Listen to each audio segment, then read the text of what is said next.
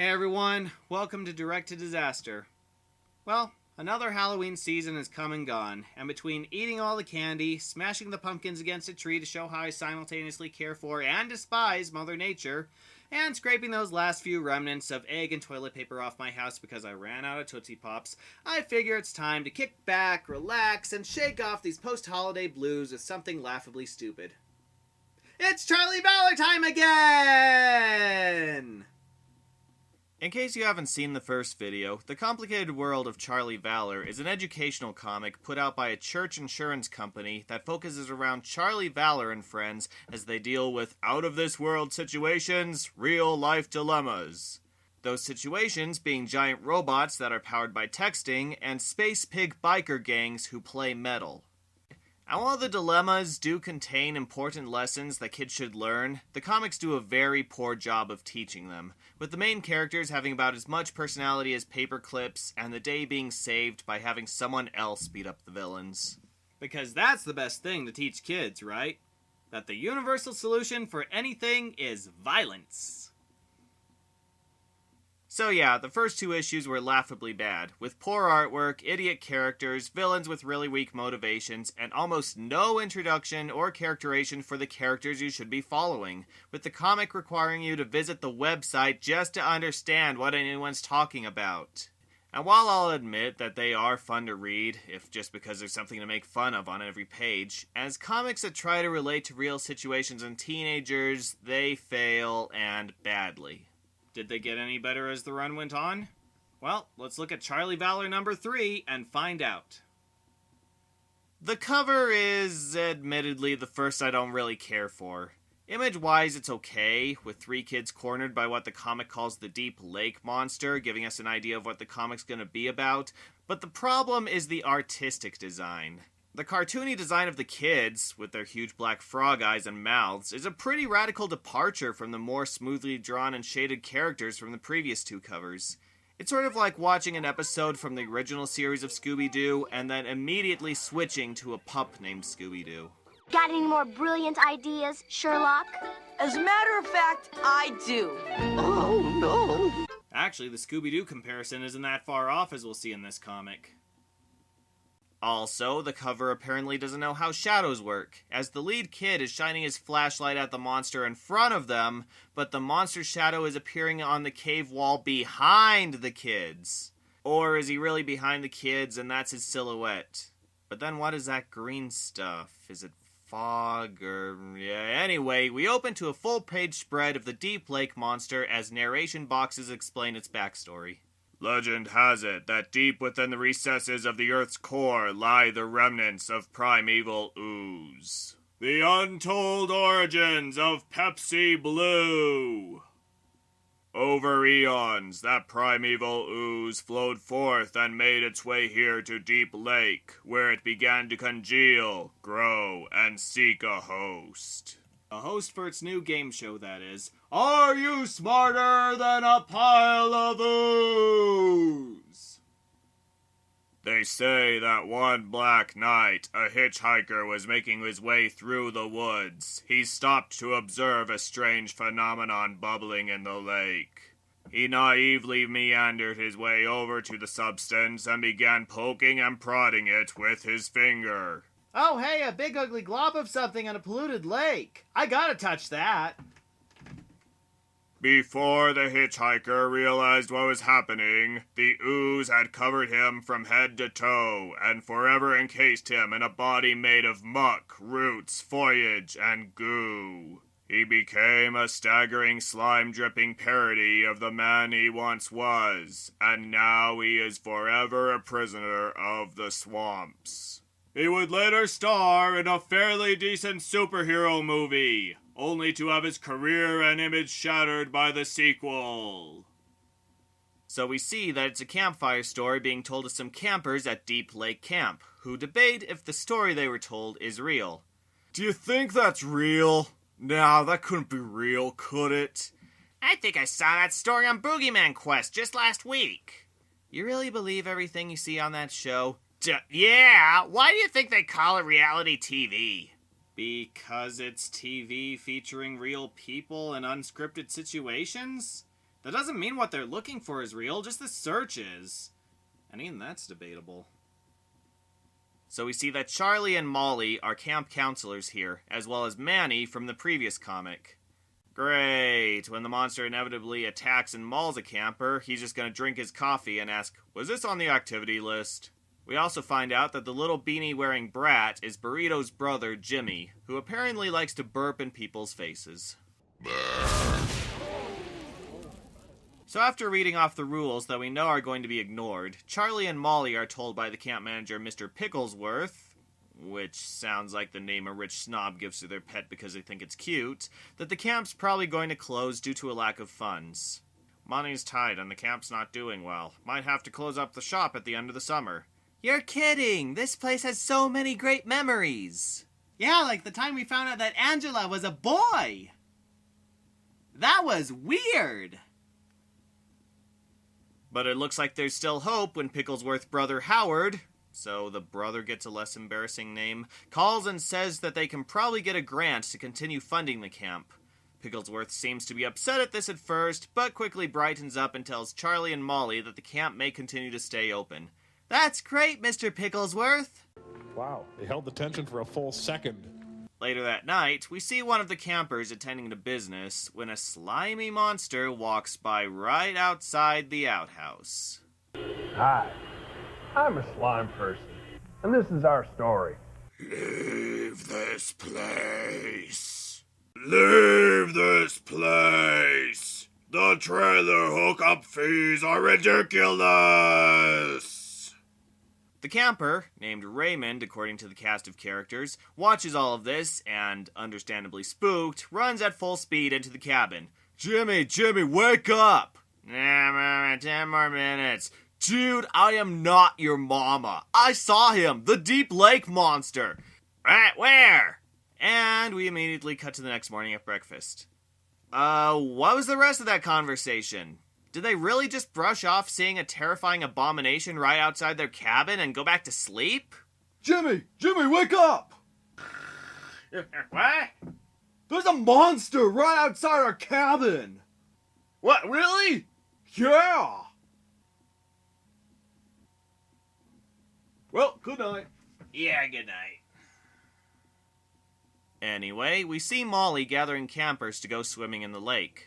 Each camper is given a bracelet depending on how well they did in the swim tests, and the campers with the red bracelets are only allowed to swim in a roped-off area of the lake. Jimmy, of course, receives a red bracelet, and, being the lovable character he is, decides to drop it on the ground and go hiking instead. Who wants to bet that doesn't come back to bite him in the face? It's really sad that the first character to gain any semblance of story or character in these comics is the bully. So we cut to two girls, Laura and Alicia, bickering about their makeup before they start hiking. But the second Alicia leaves, Laura looks in her makeup mirror and notices the face of the monster. What? What's in this stuff? By the way, the name of the trail is Am I Gonna Getcha? Cute. Back with the hikers, Jimmy is up to his usual mischief again. Jimmy, for the 100th time, put the stick down. I told you, it's my walking stick. Which is why I'm holding it in the air and shaking it like a club. Alicia notices something strange on the trail, and the other hikers gather around to see it. It turns out that the thing is a giant footprint! Oh no! A giant footprint! That confirms that there's a monster around here! Except that there are two prints in the middle of a hiking trail with no other prints to show where the monster was going or where was it coming from, therefore it was clearly planted here as a hoax! Or did the monster just decide to jump in place for a few minutes? It's also here that the hikers notice Laura's gone, so Charlie tries to lead them back. Jimmy asks about the prints, and good grief! What's up with these kids' faces?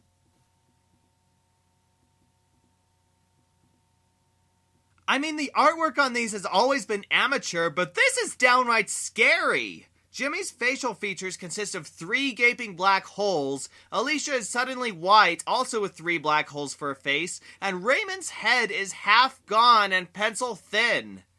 Did the artist really not think we were going to look at the background and notice? They take up most of the panel. I mean, they look like the kids in those Screamer prank videos. And yes, I will spare you that. So we cut back to the camp where we see Burrito.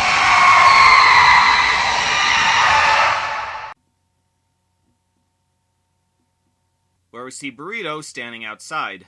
Charlie asks him if he's seen Laura, which he hasn't, and the kids start telling him about what they found on their hike.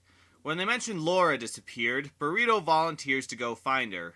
Because, yeah, camp counselor in training, or whatever position he's taken, walking into the woods by himself without bothering to ask anyone if they've seen Laura, telling anyone about the disappearance and requesting help, or even bringing any equipment along won't create additional problems now, will it?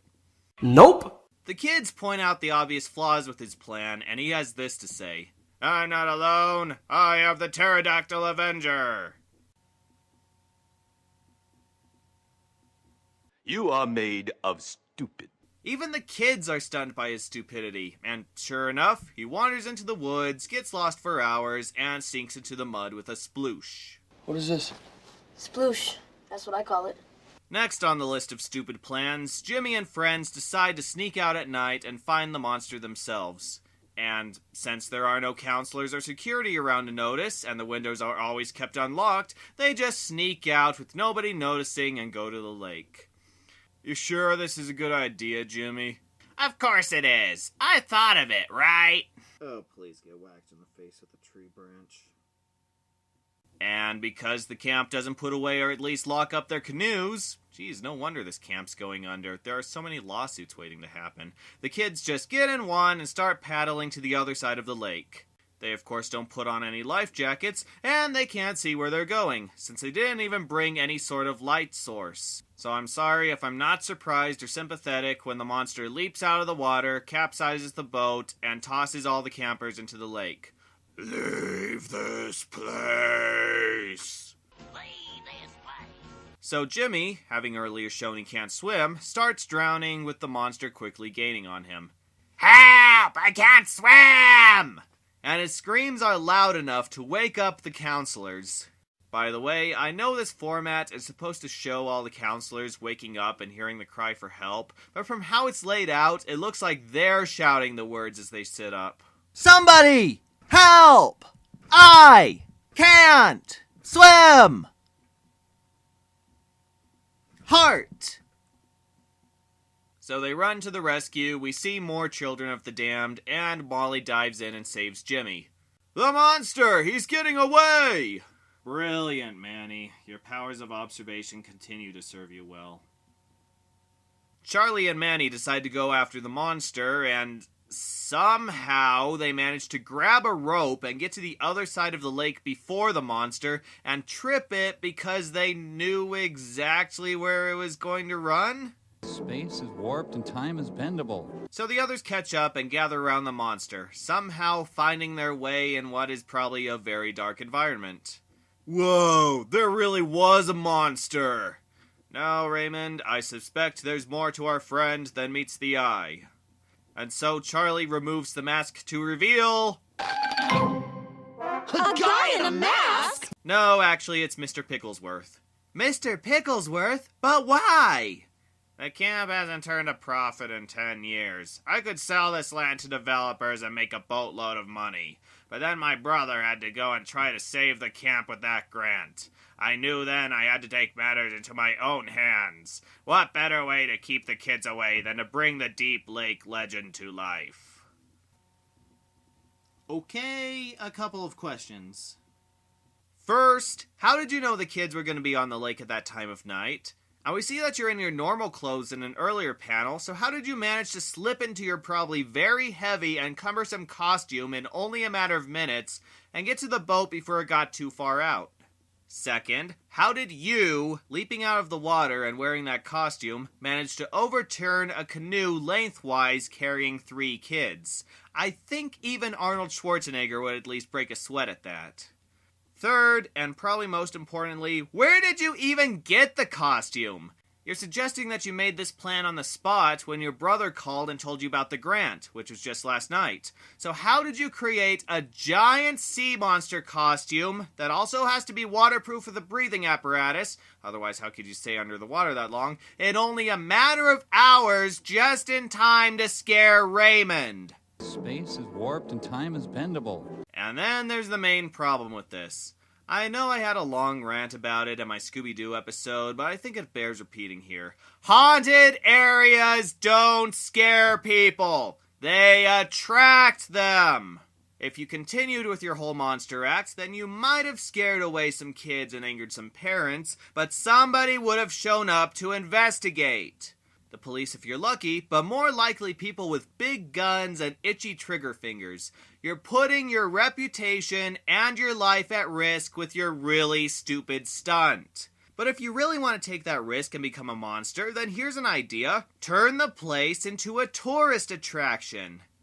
Yeah, since the mystery will attract people, turn the camp into a gimmicky camping ground and profit off curious campers.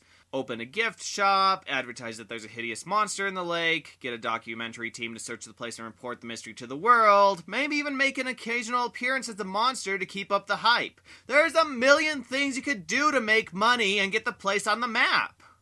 And I suggest this because this was the plot of an actual Scooby-Doo movie, Scooby-Doo and the Witch's Ghost, where a town finds that by celebrating the fact that it allegedly has a ghost, that they can greatly increase tourism and revenue. And they give the people what they want by putting on a show and making a convincing performance. So even if there is no ghost, everybody's still satisfied. And yeah, there were a lot of bad moral choices and really stupid decisions that could have easily been avoided. But my point is that if you're gonna rip off Scooby-Doo, then rip off something that could actually work to your advantage. Instead, you're going to jail for child endangerment and possibly attempted murder. The camp will probably go belly up within a year or two due to lack of funds, and you're probably going to get sued by a mob of angry parents once they find out what happened and how dangerous the camp is. I hope you had fun while it lasted. So the kids ask what happened to Laura, and Molly tells them that she was sent home. And really, nobody asked around before wandering into the woods without a plan.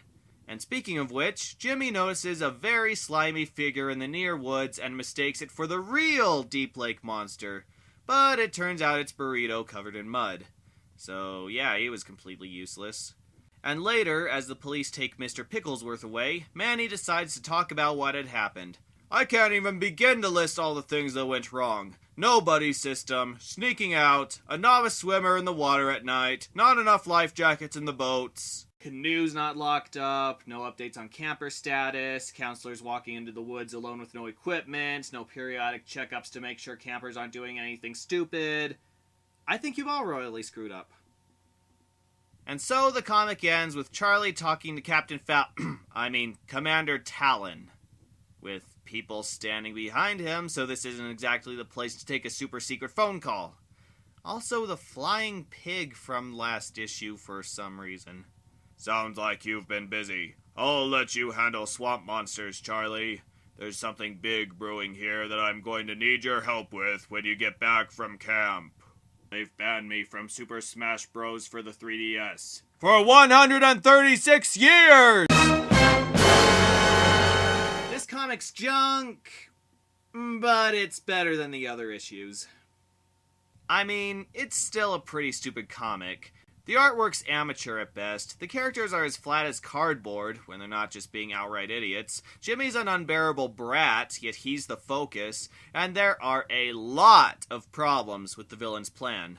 But that being said, the comic does have relatable situations and realistic consequences. The villain's a real person and his motivations are understandable, even if his actions are stupid, and the characters actually take action instead of hanging back and letting the superhero pummel the bad guy. So I give it props that it at least tries harder than the other two in trying to teach a lesson and in helping kids understand how to deal with these situations.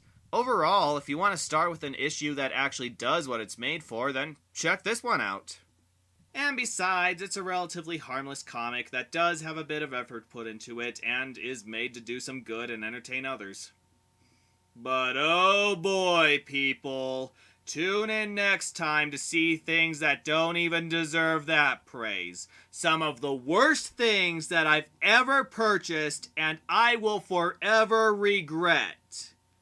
Stay tuned.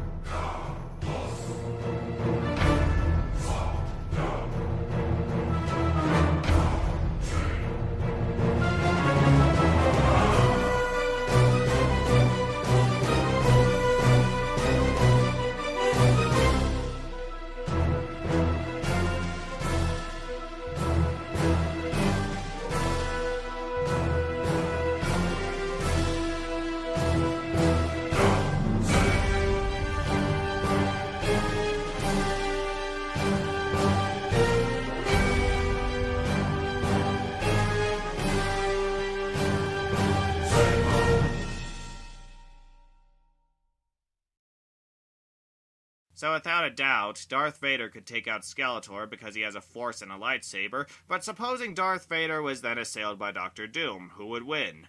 Vader has limited mobility, but he can force throw them from across the room. Doom has all these Doom bots that impersonate him. How could Vader possibly fight them all at... Yeah, that's interesting and all, but I think we all know who would actually win the fight.